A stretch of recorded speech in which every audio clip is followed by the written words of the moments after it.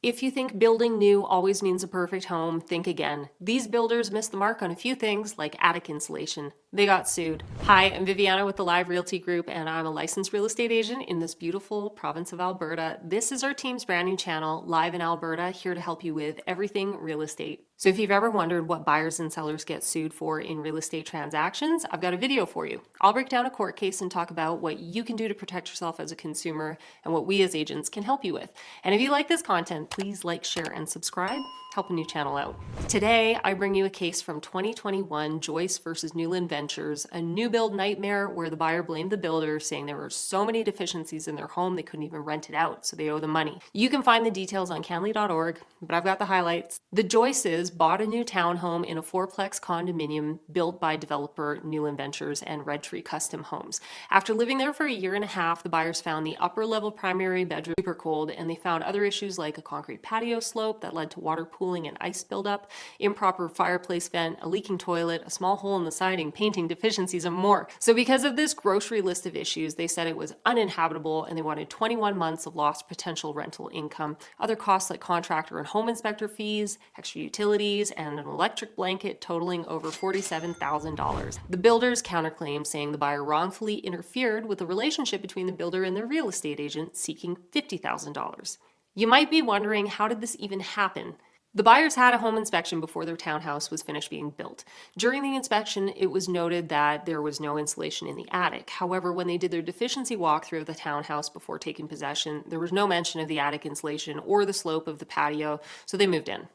In the following fall, they experienced extremely cold temperatures in the upper level of the townhome during a cold snap. They ended up moving back to Vancouver for work, and they tried to sell the property for 4.5 months with no success. They believe the lack of offers was due to all the deficiencies, so they didn't even bother finding a tenant. They just left the property vacant. The buyers told the builder about the issues they discovered, and the builder investigated. They initially focused on the furnace, thinking that might be related to the cold upper level problem, and they told the buyers to go through home warranty for the other stuff that was covered. The buyers also hired a contractor who suggested a furnace booster and identified potential issues with the ductwork behind the walls. The buyers filed a claim under the Progressive Home Warranty Program, which covered some of their complaints, including the cold upper level. The builder at this point had taken care of all the other issues. Work was completed, and the home warranty closing report said the heat problem was solved. Airflow was good, temperature's all good, everything is good. Then finally, the builders fixed the patio slope, and just when they thought everything was done, the neighbors next door discovered they had no attic insulation. The buyers realized they too had no attic insulation, which was the whole reason for the cold upper floor in the first place, not the furnace. 7 months later, the builders finally had insulation blown in. Overall, it took about 2.5 years to get everything done. The builder's counterclaim dealt with the fact that the buyer went to the Real Estate Council of Alberta to informally complain about the builder's real estate agent, who had nothing to do with the purchase and wasn't actually involved in this contract at all.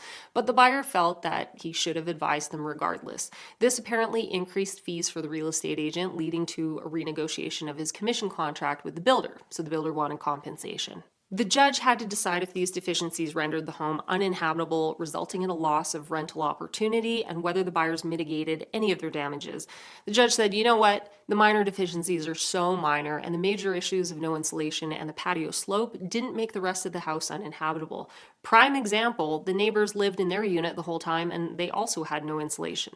The buyers didn't sufficiently prove that the upper level temperature or the patio deficiency put the property below Alberta's minimum housing and health standards. So their argument that it was the builder's fault they couldn't rent it out for those 21 months didn't hold water. Also, it's only really cold in Alberta for like 4 months out of the year, not 21. The buyers also failed to mitigate their losses. They didn't even try to rent it out, really. They just assumed that they couldn't, and they said it was illegal. In addition to that, they didn't try and fix any of the minor issues themselves. They just waited for everyone else to provide the remedies for them.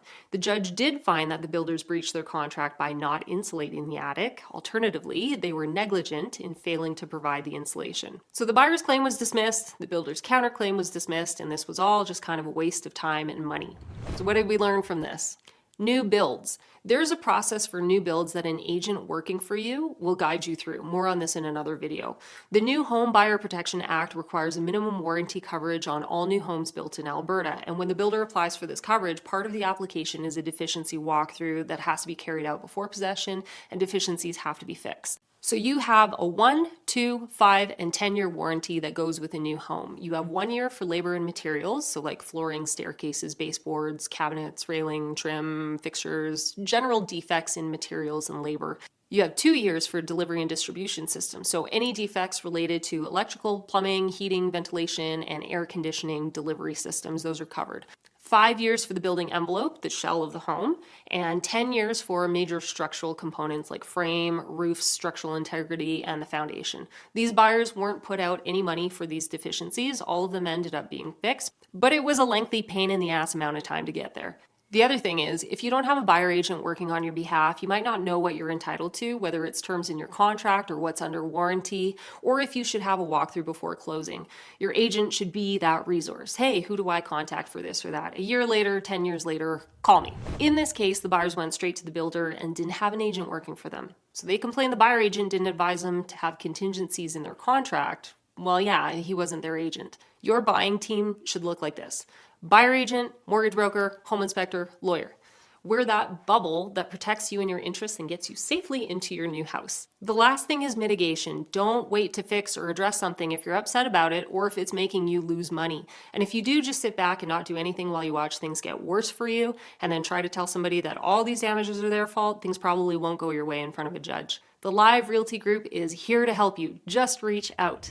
Thanks for watching, and if you found this video helpful, don't forget to like, share, and subscribe. Ring that notification bell so you never miss a video from us. See you next time.